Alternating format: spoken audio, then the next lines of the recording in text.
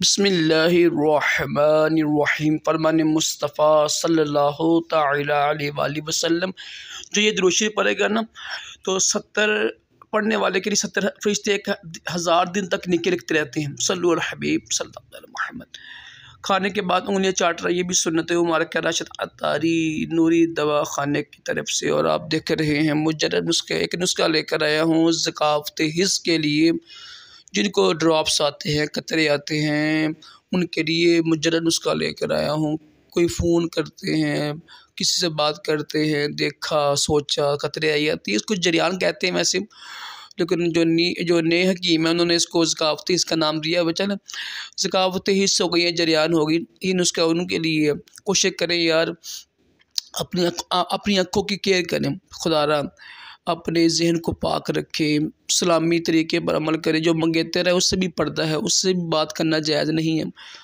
तो बीवी से ही सारा काम किया करें, जहन को पाक रखें, कम नेट इस्तेमाल करें। तो नुस्खा इस्तेमाल कर लीजिएगा। ये वाला नुस्खा क्या है? अच्छा, कल मुझे रात को फ़ोन किया राशिद भाई एक बंदे ने, मुझे 8 साल हो गए हैं इलाज करते हुए हकीमी, तो मुझे आराम नहीं आ रहा है ज़कावत इसका। तो महीने के बाद मेरी शादी है। मैंने उनको कहा कि आप होम्योपैथिक का लीजिए, जिनको आराम ना आए यानी हकीमी दवाइयों से। तो अल्हम्दुलिल्लाह होम्योपैथिक दवाई मैं देता हूँ, उसमें ड्रॉप्स होती है, अल्हम्दुलिल्लाह उससे आराम आ जाता है ज़कावत इसका।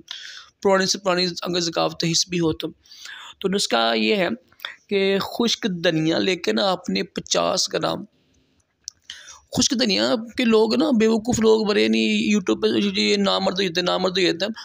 ये बिल्कुल बेवकूफ़ी और नादानी है, जहालत है। किसी भी जड़ी बूटी से इंसान नामर्द नहीं होता है कम इस्तेमाल करने से, ठीक है। खुश्क धनिया ठंडा होता है, तो इस तरह बेशुमार जड़ी बूटी ठंडी होती हैं। ये लोगों का यानी ना हकीमों का अपने ही एक राय है। पर क्या है, खुश्क धनिया लेना है आपने 50 ग्राम। और कूज़ा मिश्री लेनी है। अगर कूज़ा मिश्री आपको शुगर है तो कूज़ा मिश्री ना लीजिएगा। कूज़ा मिश्री लेनी है 50 ग्राम। ये 2 हो गई। और इसमें ना सिर्फ 2 टिक्की काफूर की लेनी है आपने, तकरीबन 2 ग्राम होती है।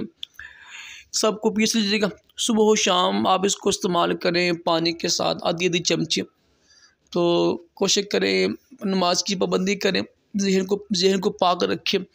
तो इंशाअल्लाह इन पर अमल करने की बरकत से आपकी ज़कावत हिस्स ठीक हो जाएगी। नुस्खा भी मुजरब है और नुकसान भी नहीं है। कम मकदार में इस्तेमाल करना है, ठीक है। और आधी चमची सिर्फ, और इसको सिर्फ 2 ही हफ्ते इस्तेमाल कीजिएगा। इंशाल्लाह 2 ही हफ्ते में ना आपको आराम आ जाएगा। फिर आपको इस्तेमाल करने की ज़रूरत नहीं पड़ेगी। मुज़नी से तौबा करें, हराम काम से तौबा करें, फिर ही फ़ायदा होगा।